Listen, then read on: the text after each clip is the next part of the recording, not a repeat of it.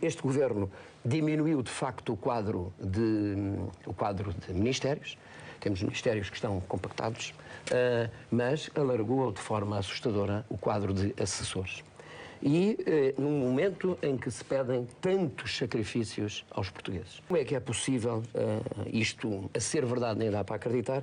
Eu estive a fazer uma pesquisa por todos os ministérios e o quadro de assessores com um cargo que aparece dito especialista.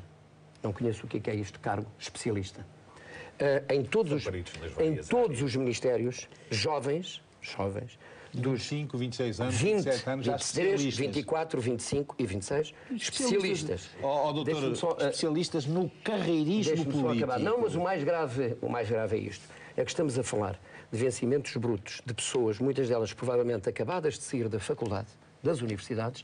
Estamos a falar de vencimentos brutos, é certo, mas na ordem dos 5.183 euros, 5.060, não há nenhum destes assessores que tem um vencimento bruto inferior a 4.000, 5.000, há outros que vão por 6.000 e tal de vencimento bruto. Quando se pedem aos portugueses tantos sacrifícios e quando as pessoas nem sequer ainda demonstraram na sua atividade esse quadro de experiência para terem o tal título de outros especialistas, ganhar este tipo de vencimentos, de facto, isto é um atentado a tudo o que há de mais nobre no exercício da função pública. Mas com o subsídio de férias e de Natal. Exatamente, com o subsídio de férias e de Natal.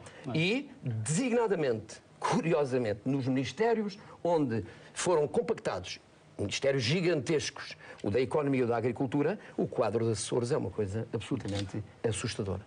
Com vencimentos desta ordem, isto é absolutamente inacreditável. Quando se pedem estes sacrifícios, quando se tiram salários às pessoas, quando se tiram o subsídio de férias, quando se tira o subsídio de Natal. Ou seja, o Governo diminuiu do ponto de vista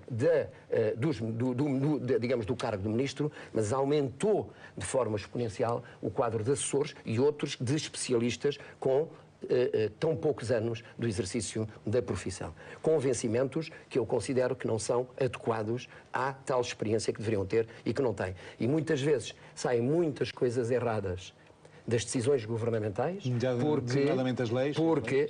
porque muitas delas são feitas por estes assessores ditos de especialistas que não têm qualquer experiência no mundo jurídico e no mundo da feitura das leis. Como você sabe, o último cargo, o último patamar de promoção no âmbito da função pública é assessor principal. Para se chegar lá, um homem tem que ter uma carreira de 30, 40 anos, não é? De 30, 40 anos. E não são salários destes. Não é? Claro que não são. Portanto, das duas uma, em nome de alguma justiça e dignidade humana, chamem estes cavalheiros, estes putos de 24, 25 anos estão aí, chamem-lhe outra coisa qualquer. Mas nem insultem aqueles que fizeram carreiras na função pública e carreiras dedicadas até chegar aos seus patamares superiores com o mesmo título destes rapazes e estas raparigas que vieram das universidades de verão e que vêm automaticamente para estes lugares.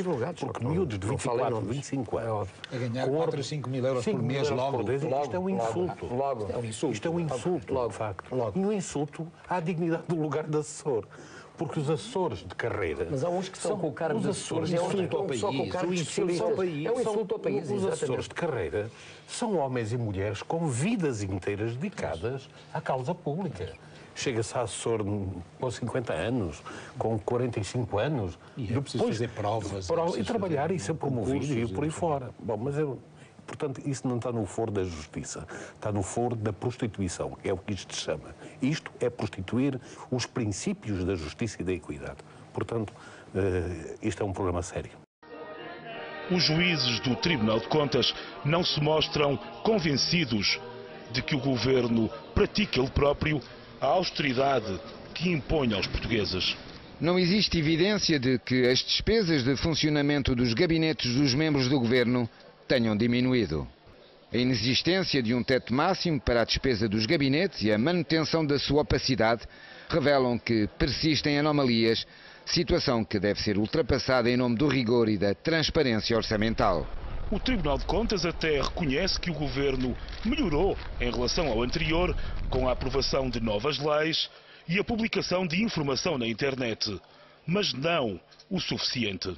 Em matéria de transparência e publicidade da informação dos gabinetes ministeriais, houve melhorias. No entanto, da informação disponibilizada não consta ainda a dotação orçamental inscrita para cada gabinete. Mesmo o novo regime legal continua, para os juízes, a apresentar lacunas importantes. Por exemplo, no que diz respeito a regalias extrasalariais dos membros dos gabinetes.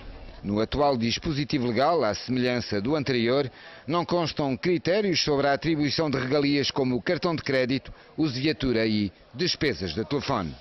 Os juízes denunciam que as habilitações do pessoal nomeado para os gabinetes ficam muitas vezes por divulgar, criticam a ausência de um regime claro de incompatibilidades e a facilidade com que os ministros podem contratar consultores externos por ajuste direto, sem fundamentarem porquê.